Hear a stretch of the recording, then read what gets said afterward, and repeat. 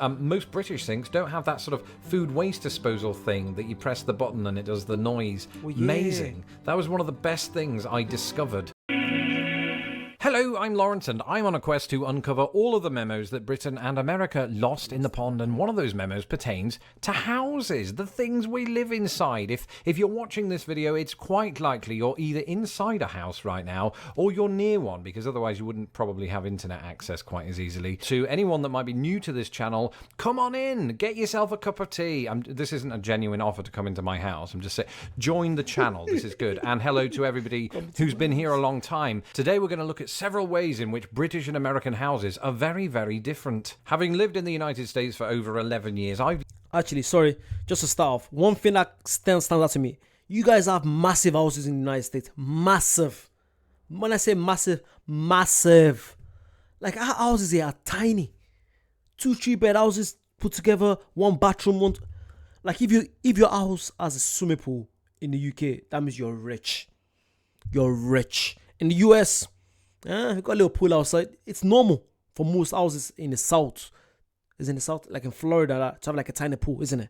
I could be wrong, but yeah, let me know. Let's continue.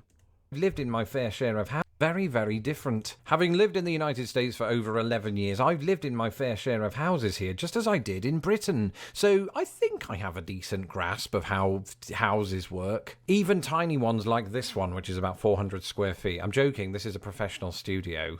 Don't question me. And so without further ado, let's take a look at 4 ways that British and American houses are very, very different.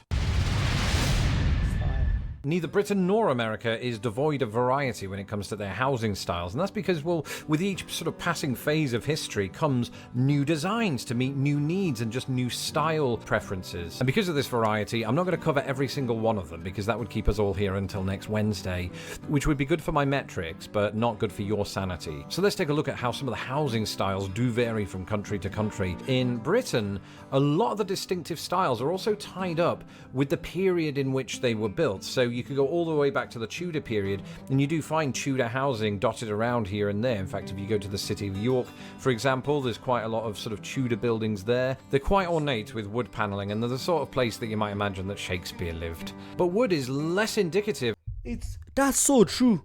It's so true, because like Shakespeare grew up in, was it Warwick? Was it Warwick? I think it was Warwick. I was in Warwick a few weeks ago with my girlfriend, because my girlfriend went to university there, and the houses kind of look like that. It's so true. Warwick, Shirley, Solihull, which is like it's near Birmingham, it's in the Midlands. Sorry, you guys are in the US, you know what I'm talking about. But yeah, the houses do look like that. But I think it's the fact that they were built years ago. You're talking about over 100 years ago. Now, most houses are very more techy, more, and also the materials they use are meant to be like softer now. It's not, the houses don't really last. Let me know what you guys think. In the US, is it the same? Do you guys feel like the materials being used to build houses are very weak, soft? Let me know. Of British houses than you would see in America, where wood is actually quite a common material for building houses. In Britain, from about the Georgian period onward, you're going to see quite a lot of brickwork. Georgian period houses absolutely exist. People live in them, but they tend to be these opulent looking houses that have notable pops of white rectangle, which are just the windows, essentially. It's very nice. They look like dolls' houses that you should live in. But then come the Victorian age, we started moving toward these sort of like orangey brick buildings, right? And a lot of them were terraced houses, which is what Americans would call row houses. And they just look very industrial, right? You could imagine a chimney sweep going up and getting his face covered in soot. And then we move into the Edwardian period, where houses are sort of similar to those of the Victorian age. They're just lighter colours with more chimney sweeps, if Mary Poppins is anything to go by. Now, during World War II, when the Nazis bombed the ever-loving crap out of us, a lot of the houses went boom. And then after World War II, there was a housing boom. And you started to see a build-up of new, more simple houses, kind of like the one I grew up in. Now, that's a castle. That didn't happen. But I grew up in something more like this. That's not Lawrence's actual. See, if you live somewhere like this in the UK, you're doing good. Like that kind of house, like that's like a 3 to 4 bed. That's gonna cost at least £350,000 in most cities. Like £350,000. That's like almost more than $400,000. Yeah, that kind of house will be expensive in the UK. That's it. Just looking at them like, that's expensive. You go, oh God, look at that. Look at the space. It's not too detached. Is it detached or semi-detached? Look, for me, that's a good house. You got a garage, you're winning. Because most houses are just like together, like slapped together. I feel like we'll see more examples. House. Despite what fairy tales may suggest, most of us have never lived in a chocolate box house, but those do exist. A chocolate box house is the kind of house you might see in the Cotswolds, right? It's very quaint looking, it's got thatch roofing, and it looks like this. And if, like me, you're wondering why it's called a chocolate box house, yet it doesn't look edible, it goes back to the 1950s/60s when chocolate boxes would have on their facade a kind of depiction of a beautiful English countryside, and these types of houses would often feature on said box. Now again, this is by no means an entire repository of British houses. Neither is the following an entire repository of American houses. It's just the more common ones that you will see when you are here. So Cape Cod houses, you know these types of houses, right? They're the ones with the wood paneling down the side. And I said a moment ago that, you know, America makes good use of wood in this country because there's just so much of it. So many woodlands around the country, and it's a huge country from which to pull that resource. So they do, and it's cheap. But funnily enough, the Cape Cod style has its history with English settlers who came here in the 17th century and started building Cape Cod style houses in New England. Now, during the post-World War II period, partly to provide, you know, housing to veterans coming back from war, there was a revival of Cape Cod style housing, and it started to be built not just in New England, but all along the East Coast and in the Midwest, and even out west. Anybody that's seen the Goonies will know that. And it was this style of housing that I first moved into when I moved to the United States. And I've got to say, even despite the Midwest winters, it was really warm. You know, you'd think it would be quite drafty because of all of the gaps in the wood. You could go to specific streets or neighborhoods or areas of the United States and only find these houses for miles and miles. So I lived in one of those, but my grandparents-in-law lived in what is known as a ranch-style house. And these are sort of really low-down buildings, don't typically have 2 floors to them. And once again, these houses became popular after World War II. There was just generally a big sort of boom after World War II, again in the United States in that regard. The 20th century, though, did see more and more revivalism of old styles. So you had, you know, mock Tudor, or should I say revival Tudor. That's a cool house. Sorry, let's go back. Revivalism of old styles. So you had, you know, mock. If I see that, I'm thinking of LA, you know, outside LA, you know, that's what I'm thinking of. You see this in TV shows. I'm trying to think of TV shows that you might see this in. What's that show called again? I forgot now. You see a lot. It's not in the city. It's just right outside the suburbs. Just say around the suburbs. I'm guessing LA vibes. It's not like Alabama, Mississippi, no. But it's more like LA. Yeah, all I can think of is LA. I don't know why. Let me know. Am I right? Tudor, or should I say revival Tudor, which more or less replicated the kind of Tudor buildings that you would see in England with some differences. And I've seen those types of buildings in Boston, for example. I've also seen them in Indiana. As well as that, the 20th century saw colonial revivalism, though most people don't live in those houses. Maybe one day when I get that grand piano, I'll think about it. And so that's an extremely basic and rudimentary breakdown of some of the different styles that you'll see in each country. But there's one big difference between all of the houses in both countries, and it's this. Let's face it, it's time to face up to some home truths. Compared to America, Britain is microscopic. The United States is absolutely massive and needs to be stopped. And the same is true of each country's average house size. Right, so in the United States, houses just tend to be way more spacious. And we're not just talking about millionaire houses here, we're talking about your average house. So the average size of an American single-family home is approximately 1,600 square feet. In the UK, we're looking at an average of about 900 square feet. Wow. So why the difference? Well, one reason is population density. In Britain, we're all a bit packed together. Actually, that partially accounts for why everything is smaller in Britain. Not everything, not the cups. But in America, there's just so much land, and relative to that land, so few people. So, you know, make them as large as you want, and they do. They're huge. But also, a large majority of American houses are relatively new, meaning that they were able to benefit from, you know, building methods and materials that other countries like Britain were not. And the post-war expansion of American highways meant that this was enhanced even more. Those materials could be moved around the country more easily, and of course, this ushered in a more grand housing development. Now, all size aside, try saying that after 10 tepid tequilas, things become subtly different once you're inside the houses of either country. Gadgets. Is gadgets the right word? I don't know, I'll have to fire my graphics team. Either way, we're essentially talking about accessories, the things you have in your house that make that house work, even when you're doing the house work. So for example, airflow, right? America's bigger on its overhead fans and air conditioning units. We don't usually use those. I mean, we like to punish ourselves, especially in the summer, but we can Yeah, you hardly see a house with a fan. The only time I see fans is when I go to, like, your Spain, or when I go to Africa, I'm in Nigeria. You see loads of over here, because it's cold 90% of the time. We do get summer. It's around summertime now, but it's not gonna last. You probably get like you get summer for like a good 3-4 weeks, and that's it. You might get a little portable air conditioner or a fan, but you hardly see someone having a permanent, air condition or a fan in it. You hardly see that in the UK. I can't remember going to someone's house and seeing a fan permanently there. No, you don't see that.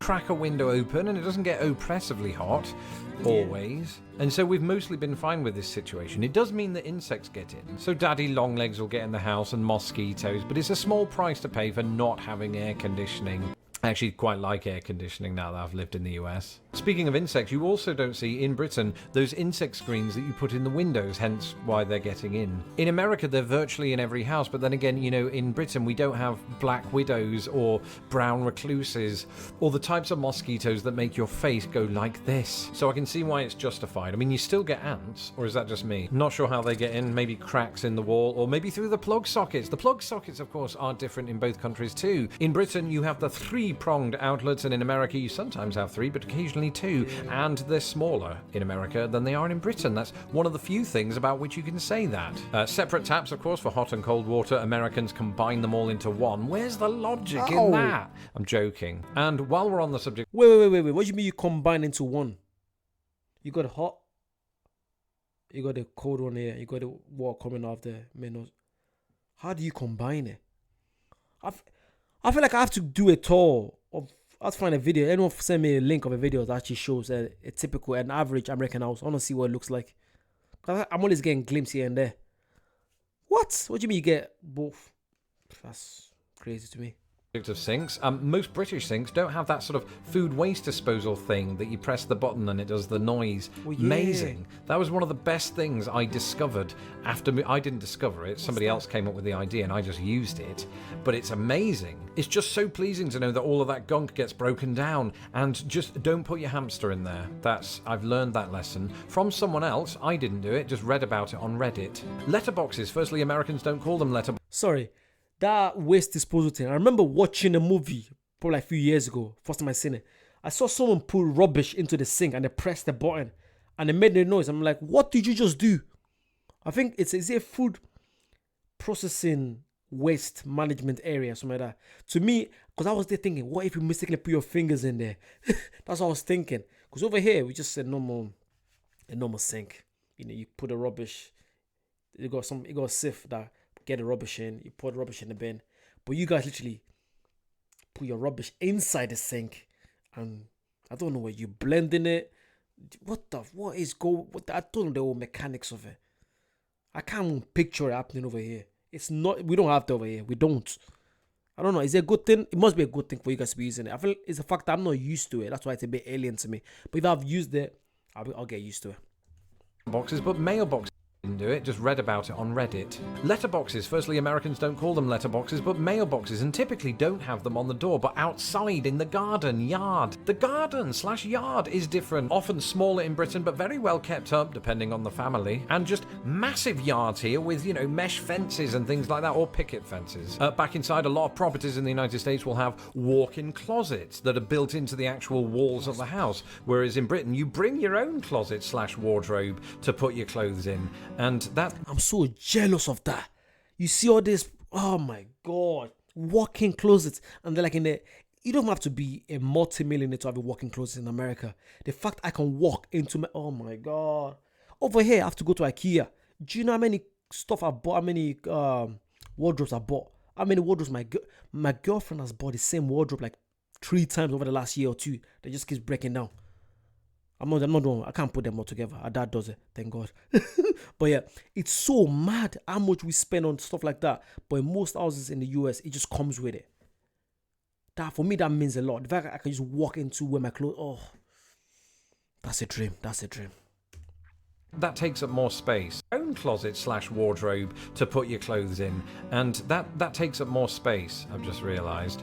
So we're shooting ourselves in the foot every step of the way. Except when it comes to washing machines and dryers. How cool is this? We combine them both into one giant cube, whereas America has two separate cubes. And tea drinkers that we are, we love our kettles, don't we? But they're not just any kettles, these are ones you plug in and then hit the switch to turn on the plug, because I forgot to mention that our plug sockets also have switches.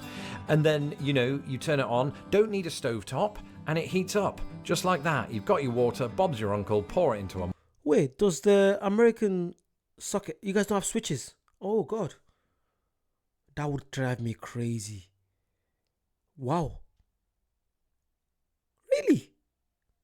I'm trying to see, can I see it on where my switch is? Where's my switch, actually? The nearest one's over there. You guys don't have switch up and down. That's mad.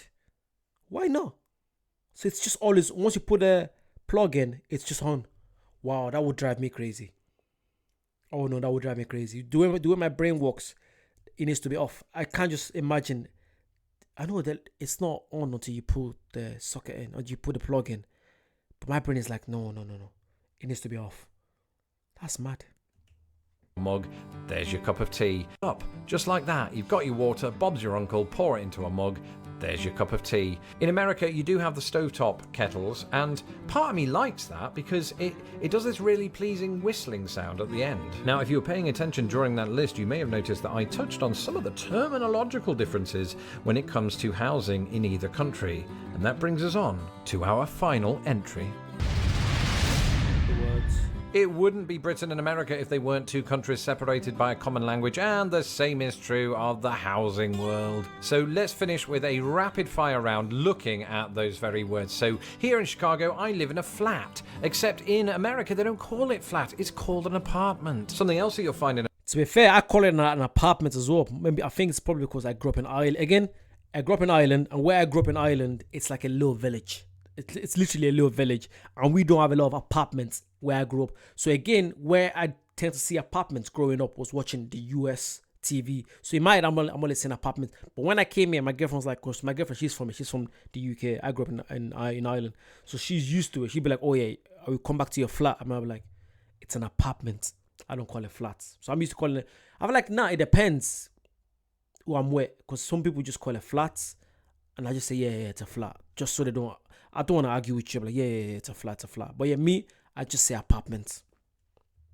Flat, except in America they don't call it flat, it's called an apartment. Something else that you'll find in America though are these condominiums or condos, if you don't fancy saying a word that has condom in it. And we do have those in Britain. They're usually called common hold properties, and I suppose most British people wouldn't go around using that term, whereas you actually hear the term condo quite a lot. It's been suggested to me that I move into a condo, and it sounds good. I mean, when I first heard the term, I thought it sounded like I might be moving onto a lakeside boat or something like that. It is like an apartment, but it's one you would buy. It's real estate. Now, as a child and young adult, I grew up in a house that was known as a semi-detached house. That's when you have a house adjoined to one other house on one side, but not on the other side. In the United States, this is known quite simply as a duplex, which is not a wrestling move.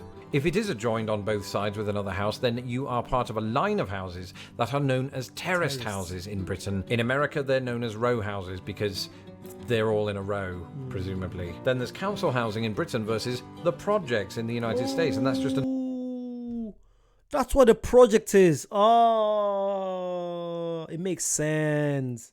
Remember, so yeah, I came from the projects, from the hood. Okay. So it's the exact same as council houses over here. Council houses, it's pretty much, it's being subsidized by the government. So you're paying, instead of you paying like £700 for rent, but we pay like 200, I'm guessing. I think it's mainly, so let's say you're a single mother, or maybe your old household is not making as much money. You probably live there, things like that. Interesting. And that's where you get loads of crime. It's low. When I hear Project America, I'm just thinking of crimes. I'm not. See, when it comes to the United States, I'm not going to the project. I'm not doing that. I don't care. I'm not risking my life to go to the project. I'm sorry. No, because I'll stick out as a sore thumb. Once I start speaking, like, oh, it's not from here. This is not from here. I'll be like, oh, yeah, how you getting on? You're right. How you getting on? You okay? I'm from England. Mother, why you saying? Why you talking like that, motherfucker?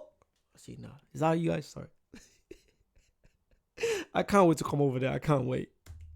Another way of saying public housing. To control the electricity flow in Britain, you have the mains power. In America, you have the grid power. And what if you're sick and tired of the place that you're living in and you just want to relocate somewhere else? In America, you would just simply move. In Britain, you'd move house. And on that note, I'm going to move out to my outro transition because this is the end of the video. Let me know in the comments below if you're watching this from your house right now, or just if you're not. Leave a comment either way.